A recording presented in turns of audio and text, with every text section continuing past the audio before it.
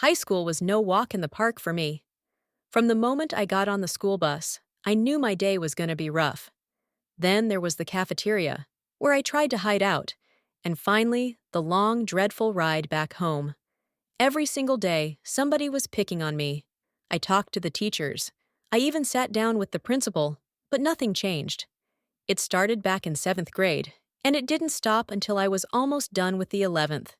Those years felt like they lasted forever. I had very thin eyebrows. I knew that. I saw it every morning when I looked in the mirror. But for some reason, the girls at school made it their daily mission to point it out. There were these two sisters, and boy, they had hair as thick as sheep's wool and horrible attitudes. I remember sitting in class one day while taking a test. Everything was quiet. Then, out of nowhere, one of the sisters started yelling, "I want to fight Michelle! I want to fight Michelle!" You could have heard a pin drop after that. The teacher heard it too, but she didn't do anything about it. I sat there, frozen in my seat, scared to death until the bell rang. When I finally stepped out into that hall, the bully was waiting for me, just like I knew she would be, but she didn't hit me. She just talked about it. There were so many times they made people laugh at me, and it stung more every time. But then, things took a turn for the worse. I heard a rumor the sisters had been taking my gym shorts, dumping them in the toilet, laying them out to dry, and then putting them back in my locker. I had no idea. I remember wondering why my shorts felt a little damp sometimes, but I never thought anyone would stoop that low. But then, something good finally happened. The school's top wrestler, who had a bit of a crush on me, stepped up. He was my friend, and he let me keep my gym clothes in his locker from then on.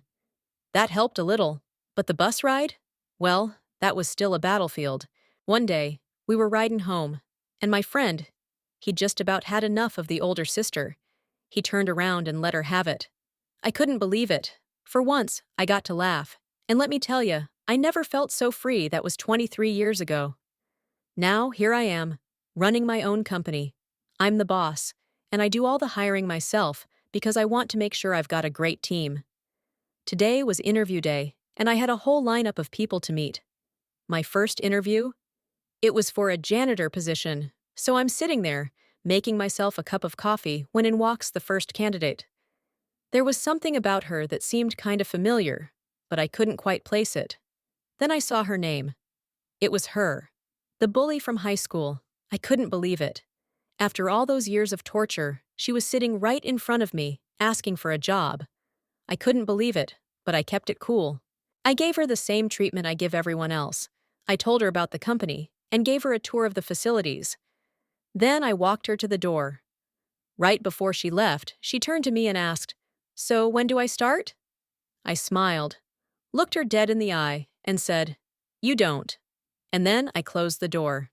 You see, sometimes life has a funny way of working out. You don't always get to see it coming, but when it does, it sure feels good. It's a reminder that what goes around sure does come around. And when you finally get your chance to stand tall, don't forget to take it.